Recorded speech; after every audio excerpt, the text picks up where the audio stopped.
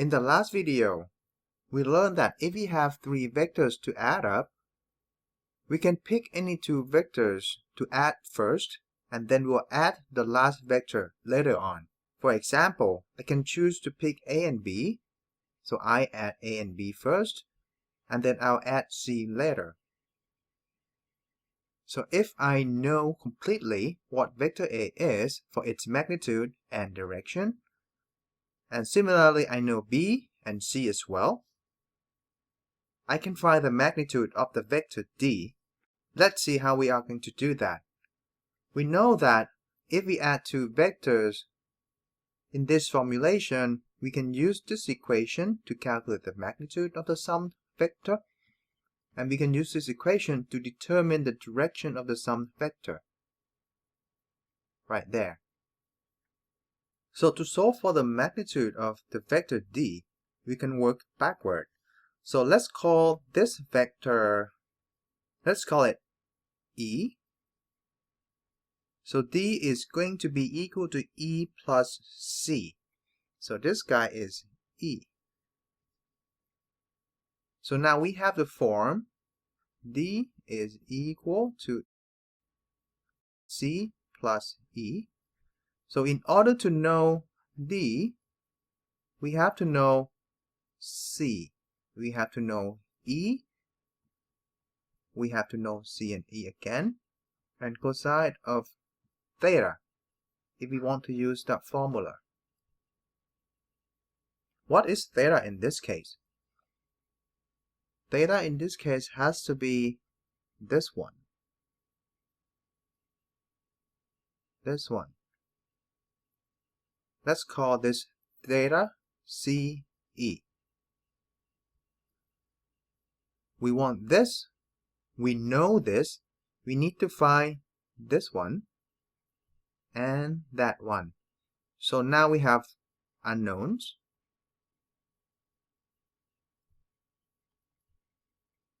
E and theta CE. This is the first step of reverse engineering the problem.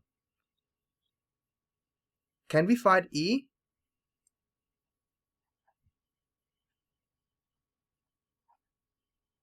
Yes, we can, because E is the magnitude of this one, and we are adding a vector A and B here. So what is E?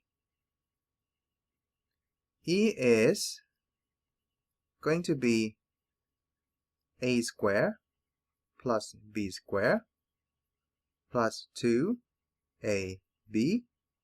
cosine of angle between A and B.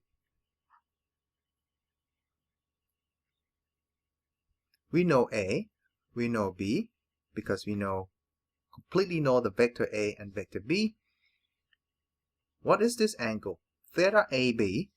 It's going to be this angle. You extend A little bit, and this is it. This is theta AB. And from geometry, theta AB is equal to theta B minus theta A. You know that. So E is solved. We are left with this one. How would you calculate that one?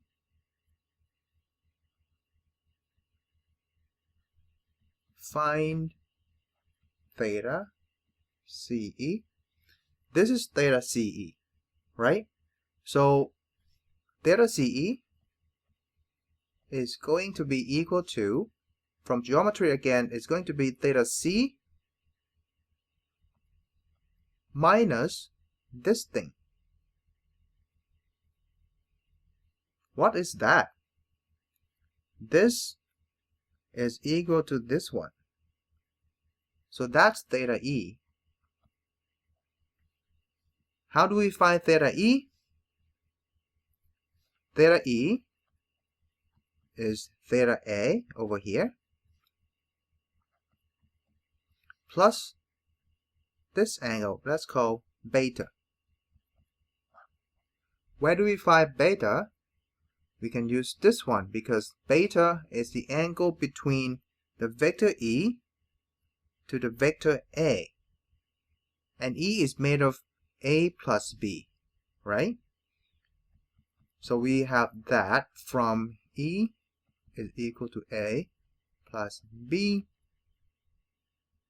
Tan beta is going to be, we use this form now, it's going to be B sine angle. What is this angle?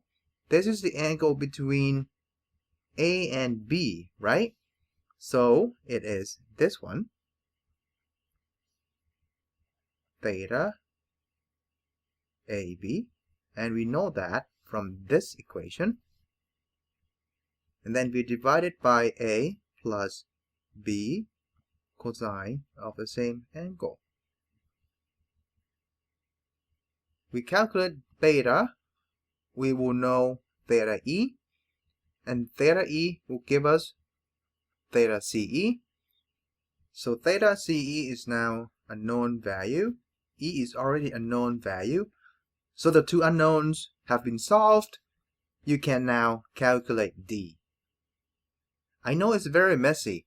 This shows the shortcoming of using this formula when you have many vectors to add upon. In each addition, you have to find the magnitude of the intermediate vector and the angle of the intermediate vector. So each addition, you need to make at least 2 calculations. There is a way to do this more efficiently, and it involves decomposing a vector into orthogonal axes. Orthogonal decomposition will be discussed in the next few modules. So hang on. To enforce your learning, write, comment, or share what you have learned today and hashtag PhysicsLitUp. And subscribe to Physics Lit Up for the next video.